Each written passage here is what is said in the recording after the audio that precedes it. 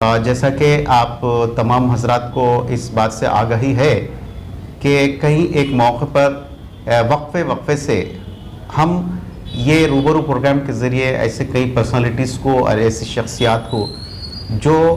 माशी, सियासी या मजहबी ऐसे या तिजारती या बिजनेसमैन ऐसे लोगों को आपके रूबरू मुलाकात करवाते हैं और मालूमात हासिल करते हैं। हमारा मकसद यही होता है कि जो करंट अफेयर्स जो रहते हैं इस मौज़ूआत के ऊपर आपके सामने ऐसे मेहमान लोगों को बुलाते हुए उनके ज़रिए जो है ना आपको मालूमात फराहम करना हमारा मकसद रहता है। बहरहाल बड़ी आपसे भी हम इज़हार तशक्कुर करते हैं कि आप लोग हमारे प्रोग्राम्स रूबरू में जिन शख्सियात को हम बतौर मेहमान जो है ना बुलाते हैं, आप लोग उसको पसंद करते हैं और फ़ोन के ज़रिए, कॉल के ज़रिए या कमेंट्स के ज़रिए आप इसकी हमारी इन कोशिशों को कई एक तरीक़े से सताइश भी करते हैं, जिससे जो हमारा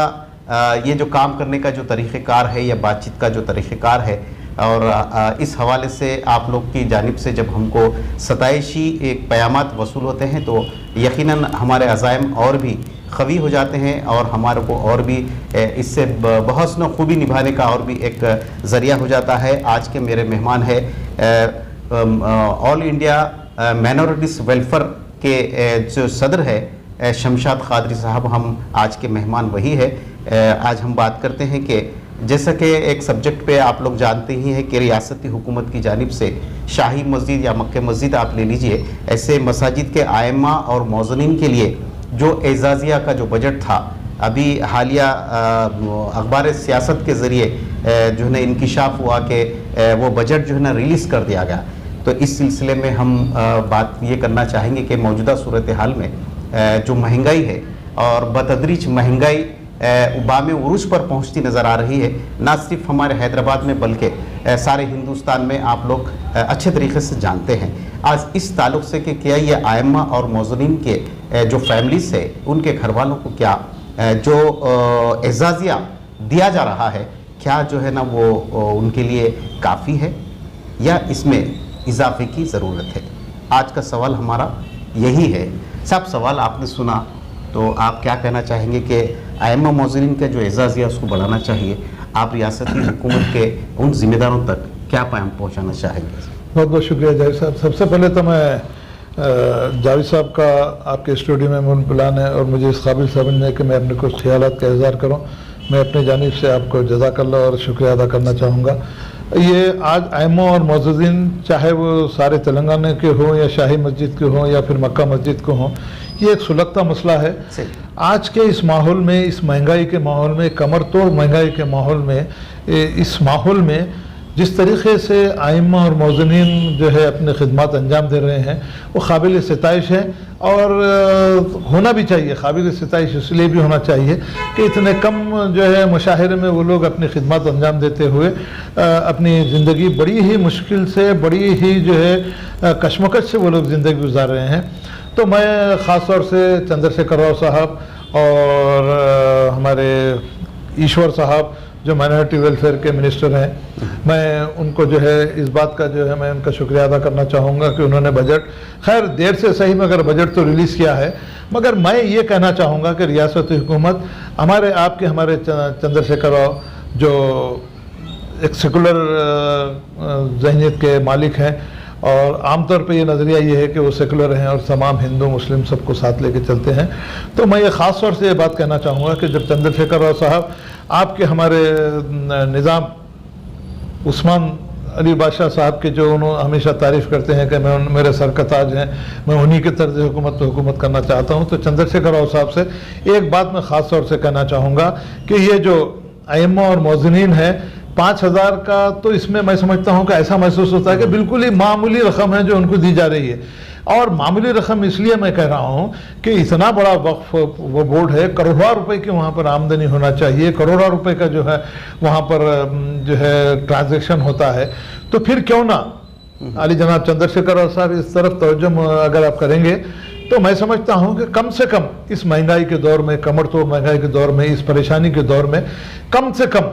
अगर 10,000 रुपये 5,000 से बढ़ा के अगर 10,000 इनके लिए करेंगे तो मैं समझता हूं कि उनकी रोटी रोजगी भी सही चलेगी। अब आप इस बात का अंदाज़ा लगाइएगा, कम से कम अगर घर का किराया भी होगा तो 5 से 6,000 ज़्यादा तो उनका किराया ही है। तो बच्चों की तालीम है, उनका माहाना खर्चा है, राशन है, ये सब चीज़ें हैं। तो मैं समझता हूं कि अगर चंद्रशेखर राव साहब एक खुली ज़हनियत के मालिक हैं, अगर इस तरफ अगर आप अपनी तवज्जो देंगे, ईश्वर साहब इस तरफ तवज्जो देंगे और आपके हमारे एक मुस्लिम नुमाइंदा जो आपकी हमारी रियासत का एक मुस्लिम नुमाइंदा है जनाब महमूद अली साहब जो होम मिनिस्टर भी हैं, और मैं समझता हूं कि चंद्रशेखर राव साहब उन्हीं के ज़रिए मुस्लिम नुमाइंदगी कर रहे हैं। तो ऐसे वक्त में महमूद अली साहब से भी मेरा ये उनसे गुजारिश है, ये मुतालबा है कि आप इस मामले को आपके हमारे हरदिल अजीज चीफ मिनिस्टर साहब के नॉलेज में अगर लाएंगे, 5,000 से बढ़ा के अगर 10,000 कर देंगे, और उसके अलावा भी शाही मस्जिद हो या मक्का मस्जिद हो, ये दो बड़े मसाजिद हैं जहाँ पर मुसल्ली हैं, बहुत ज़्यादा मुसल्ली आते हैं और बहुत ज़्यादा रमज़ान का मामला भी है। तो पिछले मैं समझता हूँ 6-7-8 महीने तनख्वाह भी नहीं मिली और उनको जो है ईद के मौके पर भी उनको तनख्वाहें नहीं मिली। तो मैं समझता हूँ कि चंद्रशेखर राव साहब, महमूद अली साहब और AK खान साहब खुसूसी तौर पे जो इस माइनॉरिटी वेलफेयर डिपार्टमेंट के एडवाइज़र हैं, ये उनकी अपनी जिम्मेदारी बनती है कि तमाम मुश्किलात को आपके हमारे हरदिल अजीज चीफ मिनिस्टर चंद्रशेखर राव साहब के नॉलेज में अगर ले जाएंगे तो मुझे इस बात का यकीन है कि यकीनन चंद्रशेखर राव साहब इस तरह तवज्जो देते हुए इन आइम्मा और मौज़नीन के जो है मुशाहरे में ज़्यादा से ज़्यादा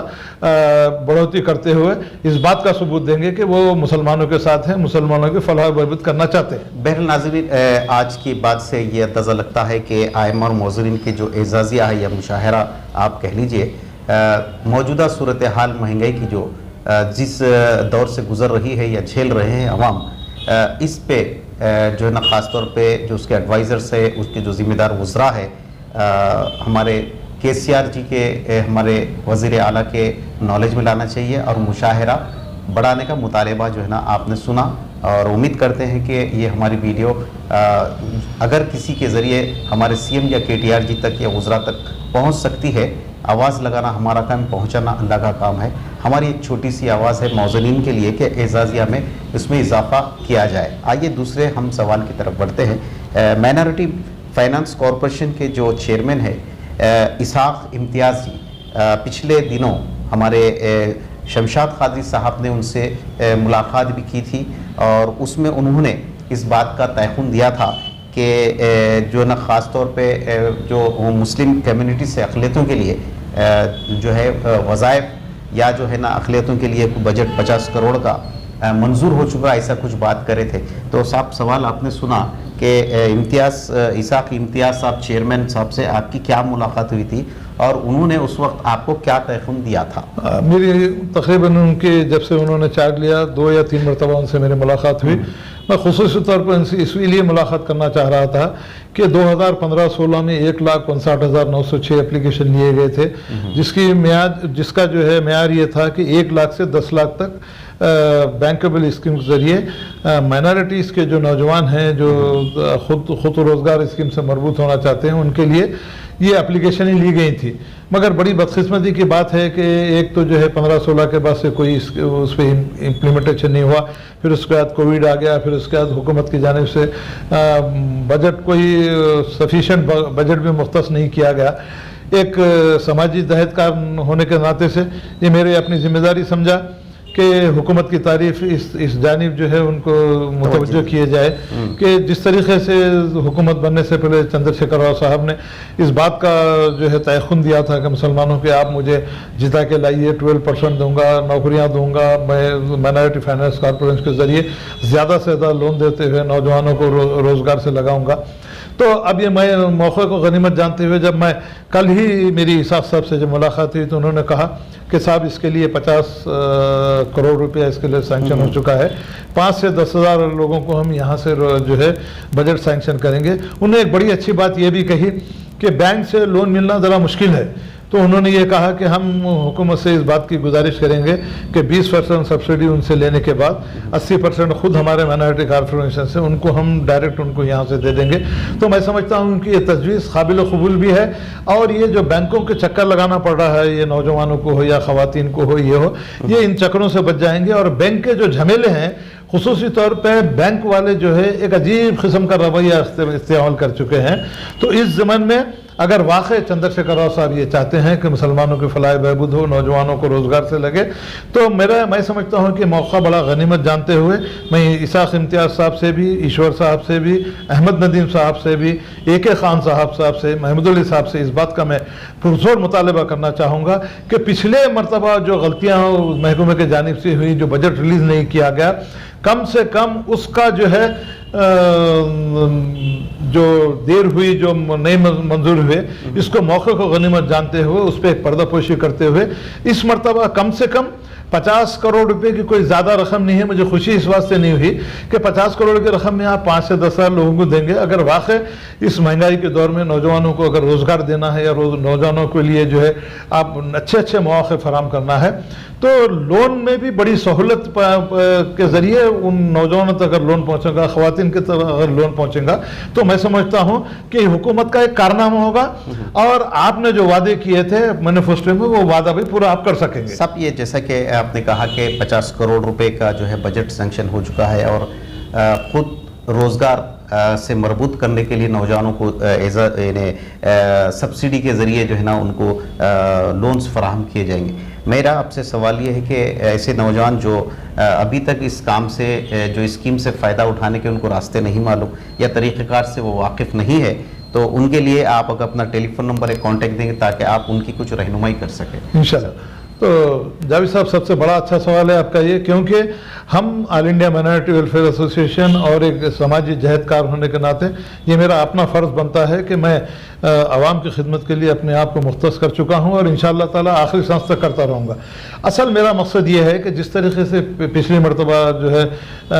बेकायदगियाँ हुई हैं, जिस तरीके से हुआ, इस तरीके से वह बेकायदगियाँ ना हो, इसके लिए मैंने इसाक साहब से बात की तो उन्होंने कहा 2 दिन या 3 दिन का मौका दीजिए, उसके बाद पूरा किस तरीके से एप्लीकेशन देना है, किस तरीके से आपको जो है एप्लीकेशन दाखिल करना है, किस किस्म के सर्टिफिकेट्स होना है, क्या क्या जो है इसको आपके स्कॉलरशिप के लिए एप्लीकेशन के साथ लगाना है, उन्हें 2-3 दिन के अंदर मुझे देना चाहें, उन्होंने बुलाया है, मैं जाके ले लूँगा। फिर भी जब तक अगर चाहते हैं जावेद साहब, तो मेरा नंबर है 739-631-3971।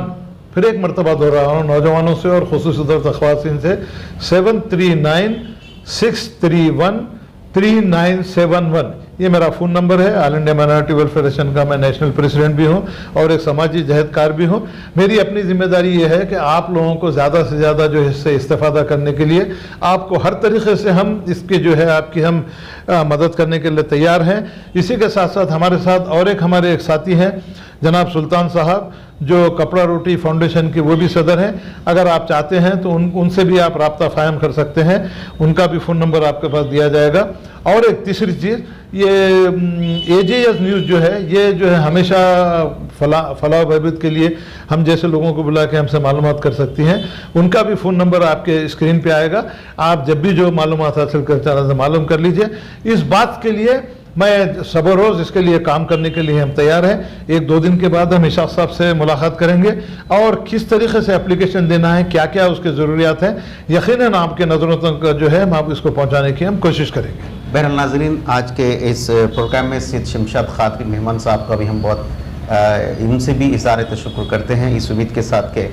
उनकी बताई हुई हिदायत के ऊपर आप अमल करेंगे। ख़ास तौर पर ऐसे नौजवान जो ये इस प्रोग्राम को आप देख रहे हैं, हम उनसे और उनके जो बड़े जो लोग हैं या बुज़ुर्ग जो लोग हैं या उनके पेरेंट्स जो है, अगर ये प्रोग्राम अगर देखते हैं तो जो ख़ुद रोज़गार फ्राहम करने के लिए हमारे शमशाद खादरी साहब ने जो है ना एक चीज़ की हिदायत दी है और उनका फ़ोन नंबर दिया है 739-631-3971 उनका नंबर है। किस किस्म से जो इसके जो रास्ता इख्तियार करने चाहिए, इस ताल्लुक़ से आपको बिल्कुल रहनुमाई फराहम करेंगे। तब तक के लिए दीजिए इजाज़त और ऐसे नौजवानों से गुजारिश है कि वो इनसे रब्ता करें फ़ोन नंबर के ज़रिए जो उन्होंने भी बताया और मैंने भी बताया हूँ। आप जो है ना उनसे रब्ता करते हुए इस बारे में रहनुमाई हासिल कर सकते हैं। आज के इस प्रोग्राम को हम यहीं पे ख़त्म करते हैं और एक बात मैं आपके आज के इस प्रोग्राम के ज़रिए आपके गोशो गुजार करना चाहता हूँ कि कोई शख्स अगर कौम व मिलत की खिदमत के जज्बे के साथ और उनको कुछ दीनी हो या मिली हो या तिजारती ऐसे मालूमात फराहम करना चाहते हैं तो ASA न्यूज़ का सारा प्लेटफॉर्म मैं आपके लिए आरास्ता करता हूं और आपको लिए यहाँ पे मौका फराहम करता हूं। यहाँ पर आकर मेरे स्टूडियो के ज़रिए आपको अच्छी बातें, अच्छी चीज़ें और जो तिजारती एतबार या माशी एतबार से हो उनके लिए फ़ायदेमंद जो कौम व मिलत के मुल्क और शहर के लिए हो सकती है वो आप पेश कर सकते हैं। मैं अपनी खिदमत को आपके लिए आरास्ता करता हूं। इसी के साथ आज के जो प्रोग्राम है रूबरू प्रोग्राम में आप दीजिए इजाज़त मोहम्मद जावेद को और देखते रहिए ASJ न्यूज़। साहब आपका भी बहुत बहुत शुक्रिया।